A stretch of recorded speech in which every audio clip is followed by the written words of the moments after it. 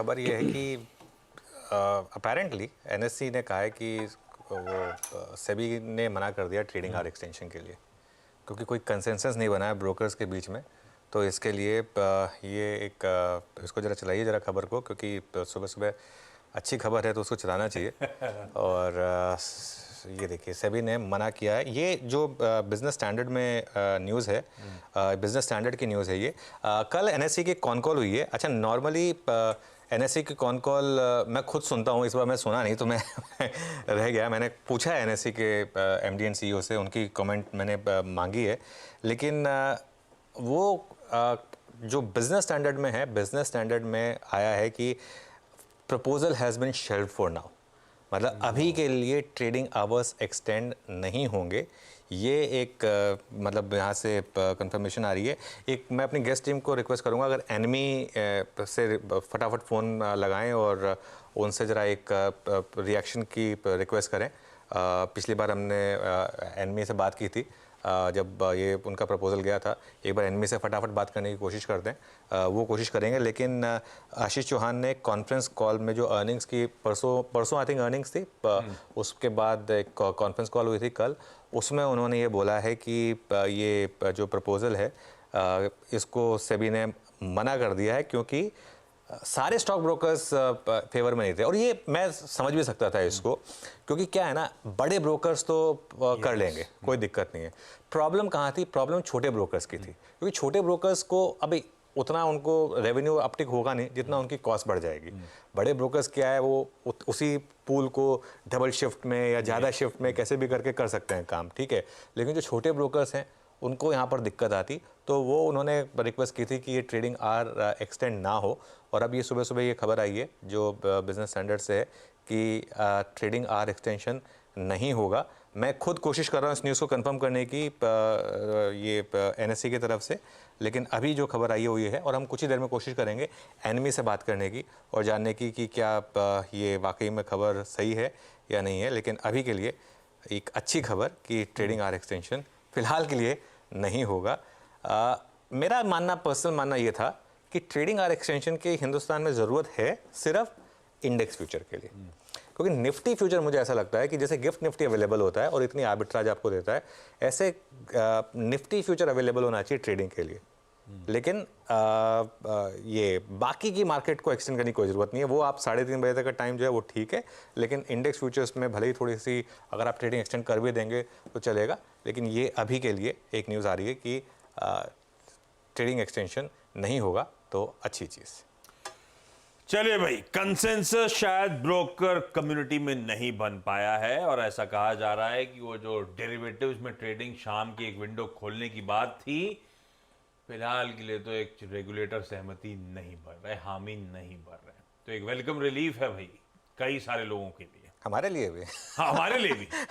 ये बात सही है। नहीं, हमारे लिए भी बड़ा वेलकम रिलीफ है आशीष। मतलब आप समझिए, अगर ये हो जाता, मान लीजिए सपोज करिए ये ट्रेडिंग एक्सटेंशन हो जाता कैश मार्केट में, चलो फ्यूचर्स में तो फिर भी वर्ल्ड वाइड होता है फ्यूचर्स में ट्रेडिंग, इंडेक्स फ्यूचर्स में ट्रेडिंग कोई दिक्कत नहीं है। सपोज करिए कैश मार्केट की ट्रेडिंग बढ़ जाती 5:30-6 बजे तक हो जाती है। अगर हम ऑलरेडी सुबह 6 बजे आते हैं ऑफिस, ठीक है, तो क्या मतलब अब सुबह मार्केट ओपनिंग भी करनी है, मार्केट क्लोजिंग भी करनी है।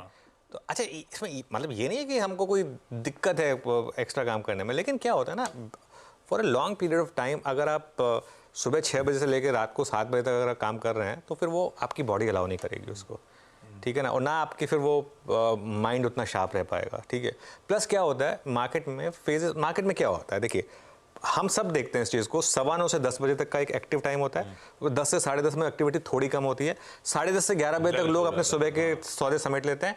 11 बजे से 1:30 बजे तक मार्केट डेड होता है। 11 से 1:30 के बीच में मार्केट में कुछ नहीं हो रहा होता है।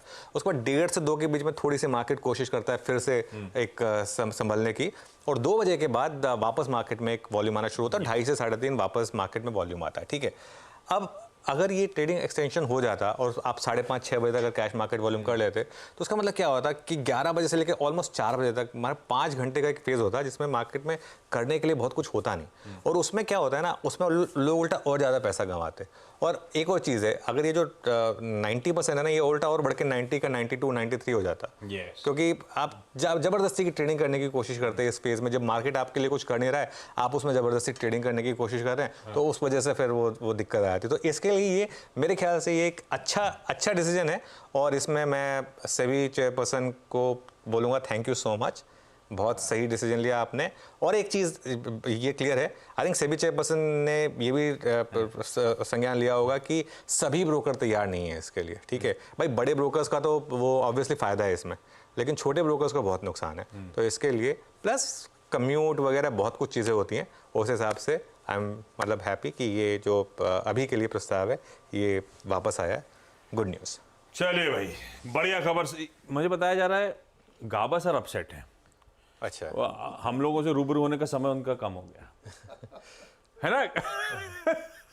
मुझे तकलीफ नहीं है, मेरे पास तो यहाँ पर मेरे ऑफिस में बेड है, मुझे फिक्र आपका था। आपने बोला था एक बार मैं रात को बंकर बैग लगा कर रात को सो जाऊंगा, घर नहीं आऊंगा।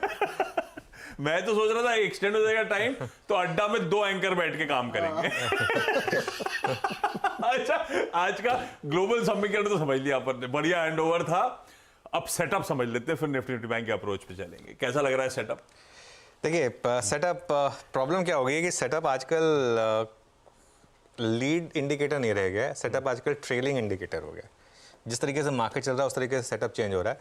तो इसके लिए मैं थोड़ा सा आज कंफ्यूज हूँ सेटअप को लेकर। एफआईएस की फिर से सेलिंग है 2169 करोड़ की, डीआईएस की बाइंग है करीब 781 करोड़ की। और जहाँ तक इंडेक्स फ्यूचर्स और स्टॉक फ्यूचर्स का मामला है, एफआईएस ने इंडेक्स फ्यूचर्स में 536 करोड़ की बाइंग की है और 167 करोड़ की करीब स्टॉक फ्यूचर्स में बाइंग की। ये आपके सामने बार्स आ गए आपके स्क्रीन पर, जो लगातार डीआईए की बाइंग है। लेकिन इंडेक्स फ्यूचर्स स्टॉक फ्यूचर्स दोनों में बाइंग आई है। अच्छा, कल मुझे लग रहा था कि दोनों में सेलिंग है तो पॉजिटिव है, आज लेकिन वो पॉजिटिव हुआ नहीं।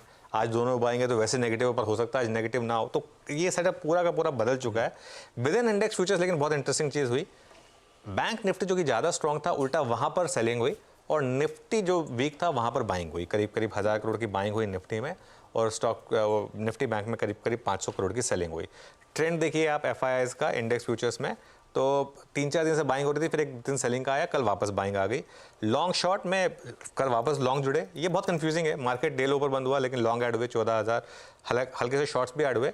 और अगर आप ओवरऑल देखें लॉन्ग शॉर्ट तो 45% वर्सेस 55%, जो एक समय के लिए हम लॉन्ग्स के फेवर में चले गए थे, अब वापस हम शॉर्ट्स के फेवर में हैं। और इंडिया विक्स वापस 13.5% ऊपर, और कल बंद हुआ 16.6 पर, और पुट कॉल रेशो कल बंद हुआ है 0.85 पर वर्सेस 0.89। तो ये सेटअप जो है बैन की जहाँ तक बात है, एक और स्टॉक ऐड हो गया सेल, और बाकी ऑलरेडी 5 स्टॉक्स हैं बैन में। तो सेटअप मिक्स्ड है, लेकिन फ्रैंकली बोल रहा हूँ इस सेटअप से मुझे कोई क्यों आजकल मिल नहीं रहा है, तो इसके लिए मैं इसको थोड़ा सा अवॉइड ही करूँगा। ठीक है, और अपफ्रंट तो खैर वर्ड ऑफ कॉशन मिल ही गया अपन को निफ्टी या मार्केट्स की चाल के रिलेटेड। तो ऐसे में निफ्टी का अप्रोच क्या, थोड़ा बहुत क्या एकदम फ्लैट ही है, 50-40 पॉइंट ऊपर शायद खुल जाए आज।